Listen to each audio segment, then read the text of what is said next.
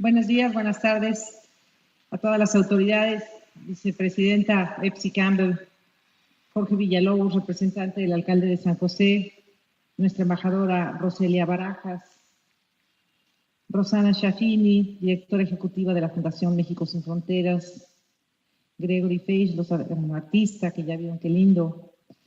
Saludos muchísimos a todos los rectores del Consejo Nacional de Rectores, a los invitados especiales, a la comunidad mexicana, a los medios de comunicación, a las autoridades varias, a todos muchas gracias. Y voy a leer algunas palabras, a lo mejor nos aburro, espero que no. Pero como dijo la vicepresidenta, pues yo soy obcecada con saber más de Rogelio. Entonces traigo algo más en esta ocasión para compartir. Pues bien, jamás imaginé que seguir los pasos de don Rogelio Fernández Güell nos reuniese el día de hoy a académicos y personalidades. Muchas gracias. Quiero compartir con ustedes cómo hallé a este prócer costarricense. La historia, hay que levantarla, La historia de esta patria y la historia de la nuestra. Si es que no pega. La historia comenzó, y la de nuestras patrias, haciéndose preguntas. ¿Qué vemos? ¿Qué ha pasado? ¿Qué puede acontecer en nuestras vidas, en nuestras naciones, en nuestras comunidades, en el mundo, más allá del mundo, en el universo? Yo no soy de profesión historiadora, es preciso ponerlo por delante, pero por razones metodológicas siempre recaen en la historia de los textos que estudio. Hace más de un lustro leía con sorpresa en un compendio historiográfico sobre la Revolución Mexicana de 1910 que un poeta nicaragüense, su nombre es Solón Argüello, gritaba a un pueblo distraído, casi frente a la Alameda, que ayudase a evitar el derrocamiento del presidente Francisco I. Madero el 18 de febrero de 1913. Quienes lo oían se seguían de largo. Eran los días más horrendos que vivía la Ciudad de México, llena de cadáveres y fusilería, militares, policías, estado de sitio, bombardeos y desconcierto. Mi pregunta simple, sencilla, quizá la de cualquiera, fue: ¿qué hace un poeta extranjero defendiendo a un presidente mexicano? A esta siguió: ¿quién quiere matar a un presidente y por qué? Enseguida, otras más específicas. ¿Cómo fue que asesinaron a Francisco I. Madero, elegido por el voto mayoritario de los mexicanos y el presidente más demócrata que hemos tenido? ¿Cómo es posible que haya un pueblo que se siga de largo como si nada ante un golpe de Estado? ¿En verdad un pueblo puede mantenerse absorto ante una calamidad tan grande? Pues bien, son preguntas simples que en mentes en ascuas como la mía se volvieron pesquisas.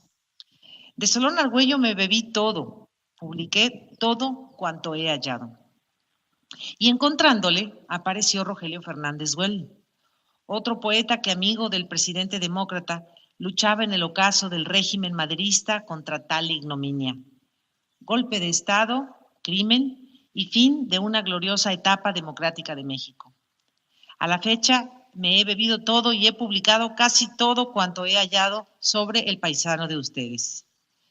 En aquellos años, a Argüello y a Fernández Güell los buscaba por separado, pero ellos iban juntando gracias a los documentos que hallaba, los periódicos que consultaba.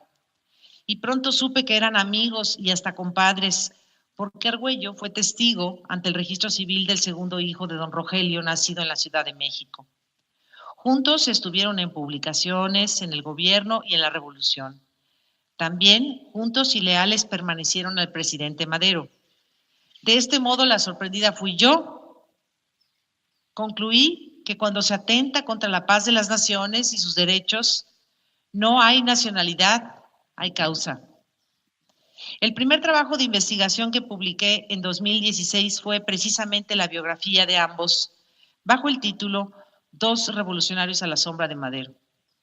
No hay texto sin contexto, repite la hermenéutica, y para conocer la obra de ambos, me era indispensable aproximarme a sus vidas y a los entornos en los que les tocó proceder.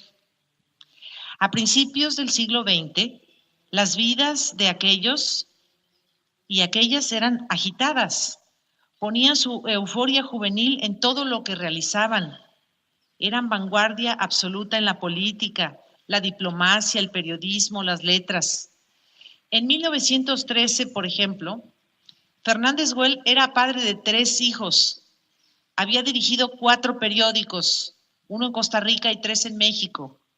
Había sido cónsul de México en Baltimore, jefe de publicaciones del Museo Nacional y nada menos que director de la Biblioteca Nacional. Además, en su haber habían sido impresos innumerables artículos periodísticos y había publicado un libro con el título El moderno Juárez, estudio de la personalidad de don Francisco I. Madero de 1911. Don Rogelio tenía para 1913 30 años. ¿No les parece mucho para tan corta vida? Repito, vidas agitadas, vidas a prisa, vidas de entrega. Así fueron las de muchos de la época. Una gran generación de hombres y mujeres colosales que arriesgaban todo por la causa que defendían. Y quiero enfatizar que esa causa llamada democracia y que hoy nos es tan común oír, en aquel tiempo era de alto riesgo, casi de vida o muerte. Tan así que Argüello y Madero fueron asesinados ese mismo año de 1913 y Fernández Güell 5 años después, en 1918. Para este trabajo fue muy útil la biografía de Eduardo Oconitrillo, titulada Rogelio Fernández Güell, escritor, poeta y caballero andante, de 1980. Las investigaciones prosiguieron. En 2017, la revista Estudios de Costa Rica publicó mi trabajo que llevó por título Madero, un santo, a geografía espírita liberal en un escrito de Rogelio Fernández Güell de 1911. Ahí descubrí la amistad Fernández-Madero y la mutua militancia en el espiritismo, doctrina o religión que en aquellos tiempos pertenecía a una élite ilustrada y que lejos estaba de ser considerada por sus adeptos como una charada, sino como una ciencia. Por cierto, una de las canalladas más grandes de la prensa mexicana contra Madero fue burlarse de él por ser espírita y poner en tela de juicio que era posible hablar con los difuntos y recibir guía de ellos, cosa que para mí es un enigma y de lo cual me abstengo de opinar, porque en otros órdenes muchos creemos en cosas que nunca hemos visto, como en Dios. En 2018 pude por fin publicar en México ese gran testimonio de Rogelio Fernández llamado Episodios de la Revolución Mexicana.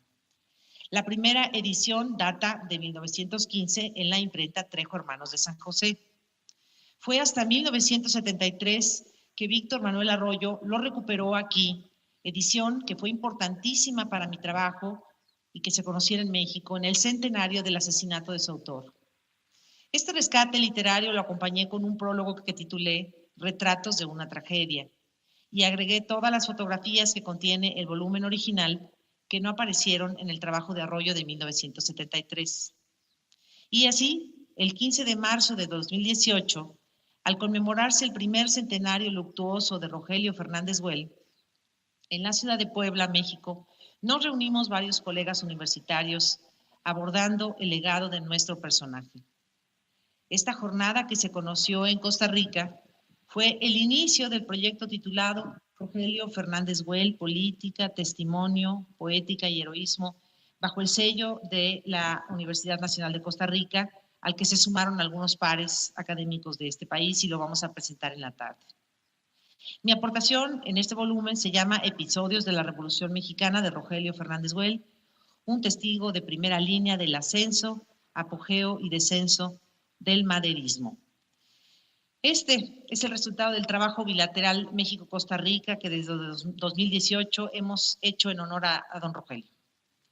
A la reedición de su gran crónica sobre la Revolución Mexicana siguió un artículo titulado Un cercano amigo de Francisco I. Madero, que me publicó una revista costarricense, Temas de Nuestra América, primero publicado en 2017 y después en 2019 recogido en el libro Exilio y Presencia, Costa Rica y México en el siglo XX, coordinado por Maribel Soto Ramírez de la editorial de la Universidad Nacional.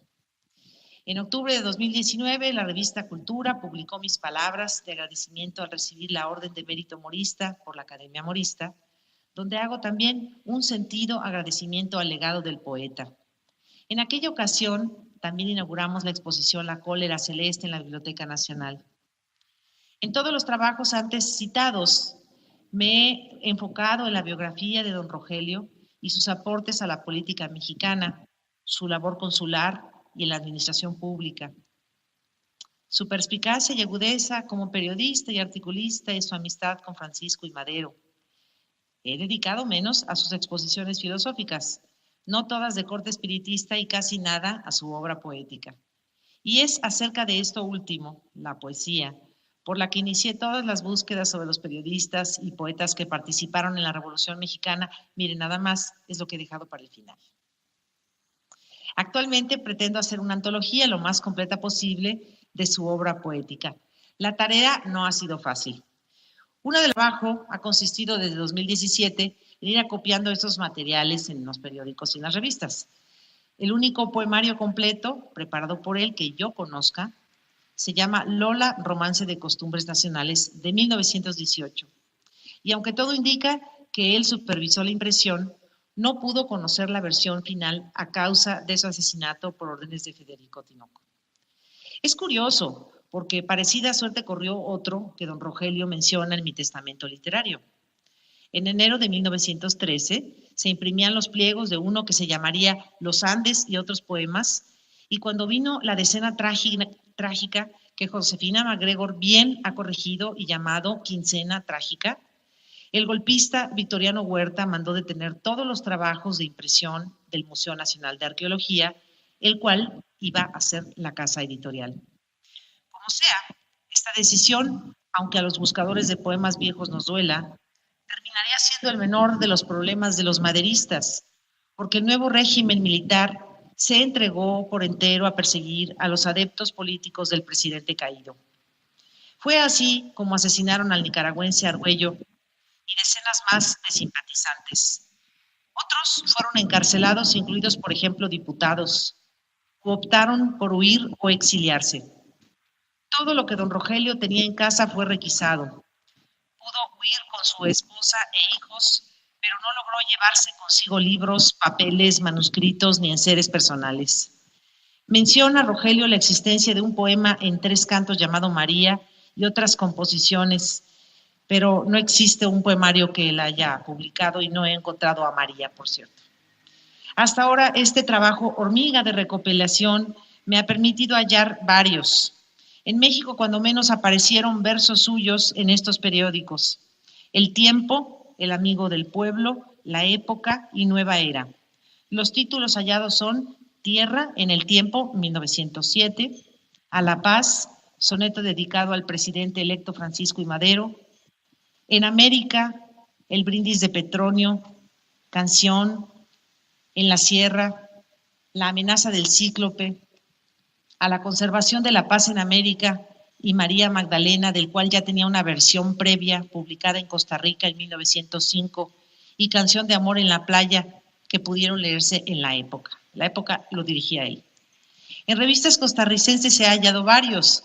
En la Pandemonium, por ejemplo, publicó en 1903 los poemas Luz, Luz, más Luz, La Calumnia, La Leyenda de Boruca. En Páginas Ilustradas, ambos de 1905, el relato Cristo y Quijote y el poema María Magdalena. Esta última pieza se imprimió, como les dije, en el periódico La Época de México. Y de 1906, El Mirador de América. Por su parte, en la revista Acacia, revista masónica, se publicaron en 1905 los versos Mitos Bíblicos, que dicha publicación volvió a imprimir en 1921.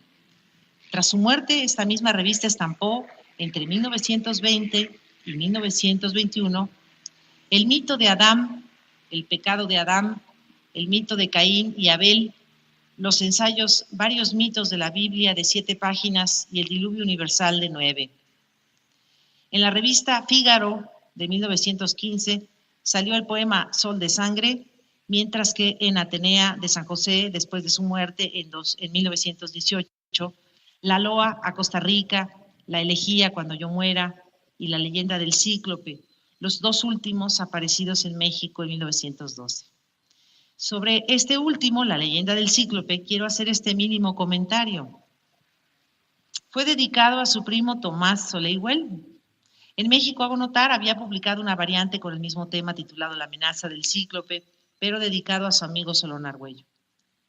Por último, de estos poemas sueltos, en El Salvador, la revista del Ateneo publicó El retrato de Darío de 1916, mientras que en España, de los que he podido localizar, salieron en 1905 y 1906 El Quetzal y al conde León Tolstoy en la revista Álbum Iberoamericano.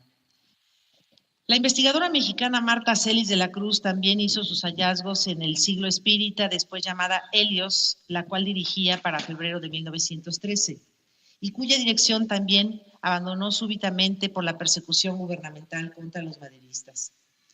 Este era, como su nombre lo sugiere, la publicación de los espiritistas mexicanos. De la pluma de nuestro autor salió el relato Los Héroes, un texto que no he podido localizar, y 9 poemas todos de 1911, mas no todos inéditos. Sus títulos: A una madre, Pluralidad de existencias, Jueces y ejecutores, El idilio, Libertad, Egeu, Fugaces, Póstume, Dios y otra vez Cuando yo muera. El propio Rogelio, al enlistar sus poesías filosóficas en 1918, mencionó las 5 últimas, a las cuales sumó Gritos de angustia, La visión, Contemplación 1, Contemplación 2, Contemplación 3. Se construye una iglesia, a Kardec, a Próspero. Además, ante la tumba de Manuel Aragón, a la memoria de doña Amalia Domingo Soler, Contraste, mi epitafio. Voy a hacer cuentas. He encontrado, pues, todos los contenidos en Lola, Romance de Costumbres Nacionales, y 29 poemas sueltos en periódicos y revistas de México, Costa Rica, El Salvador y España. Siguen sin aparecer 12 piezas que él enlistó en mi testamento literario, si recuerden, se llama el documento de corte filosófico. En este documento que he referido, quizá persuadido de su futuro, escribió: he escrito mucho, he proyectado más, y solo lamento desaparecer antes de haber hecho algo que valiera la pena. ¿Quién sabe? Puede que de vivir 100 años tampoco hubiera realizado nada digno de memoria. A lo menos réstame el consuelo de que ningún Homero ni Lucano fenece, y ese mismo consuelo debe quedarle a las generaciones. Lo siento por los tipógrafos e impresores a quienes hubiera dado algún trabajo. Con este largo prolegómetro entro pues a la poética de Rogelio Fernández Güell. Esta es una región no estudiada en la geografía del costarricense. No voy a explicar mucho, pero menciono que fue uno de los principales exponentes del modernismo costarricense. Su esfuerzo más grande fue adaptar la voz costarricense, el tono y el habla de ustedes a sus versos. Todos sabemos qué particularidad tiene el acento en cada región, en cada país, aunque sea la misma lengua. Y querer distanciarse del buen habla, como se llamaba entonces al castellano, y que emulaban todos en América a principios del siglo XX, siguiendo incluso las pautas de la Real Academia Española de la Lengua, era una tarea difícil.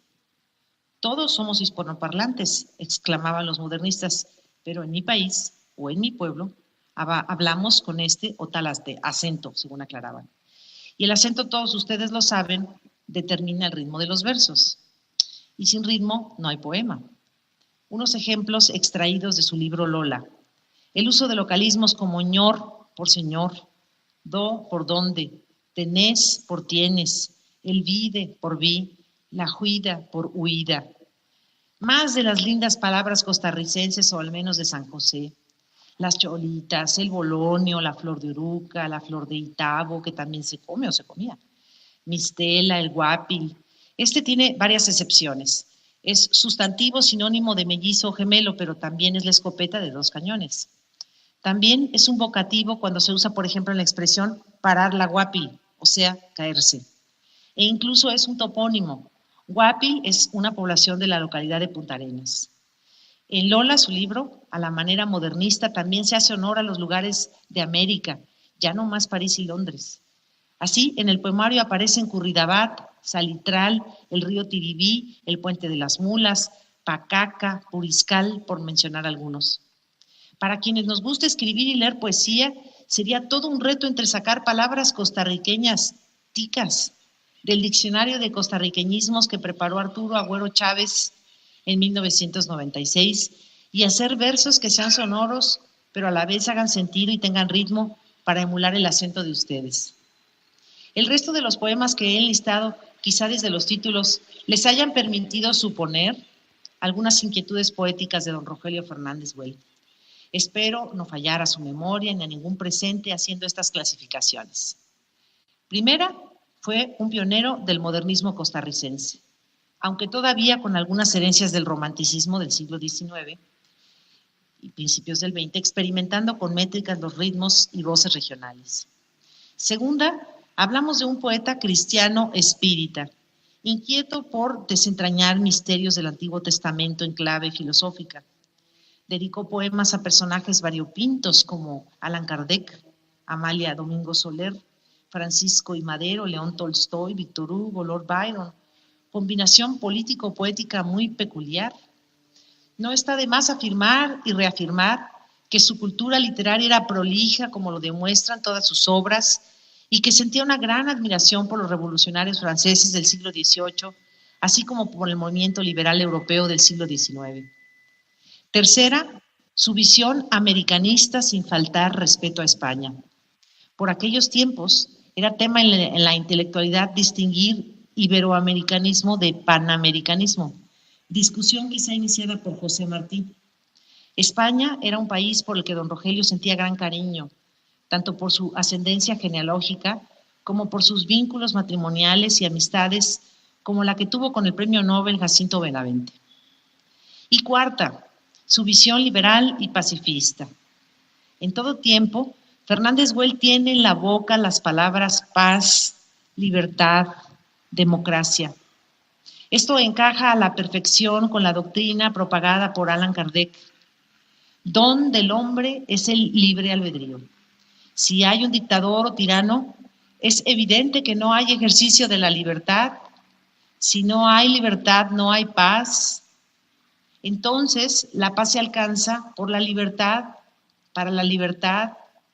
Solo la democracia garantiza libertad y paz. Entonces, a reserva de un análisis más extenso, don Rogelio llevó al campo de la literatura sus convicciones personales con un toque modernista. Hablemos de América, pero de una América libre, democrática, pacífica. Termino. En 1918, los americanos perdimos a un ilustre hijo, este hombre, un intelectual honesto, distinguido, un luchador, un utopista, que ofreció su sangre en aquellos tiempos dictatoriales de Tinoco para dejar a las generaciones venideras de Costa Rica y de América la defensa de la libertad y la democracia. Murió siendo diputado electo al Congreso Constituyente. Y hoy que recibo esta medalla con su nombre, me siento obligada a continuar luchando por una sociedad más justa, más igualitaria e inspirada en la paz, la democracia y el bienestar. Y aprovecho para irme con muchísima gratitud para felicitar a este hermoso país porque también celebra el bicentenario de su independencia. Nosotros de igual forma en México. Encomiar, como siempre lo hago, a este país por la fortaleza de sus instituciones, la democracia sólida que se ha visto amenazada tantas veces aquí en la región, en el continente, y que sigue firme y que sigue fortaleciéndose y robusteciéndose mucho. Saludarlos desde México, a ustedes en Costa Rica, a nuestros paisanos que viven aquí, y repetir que nuestras naciones ahora en paz se toman de las manos y honramos juntos a miles de héroes que nos dejaron las patrias que hoy tenemos. Enhorabuena México, gracias Costa Rica. Yo sí pienso también que somos la misma humanidad y solo es cosa de tomarnos las manos y seguir adelante por la senda de la paz. Gracias.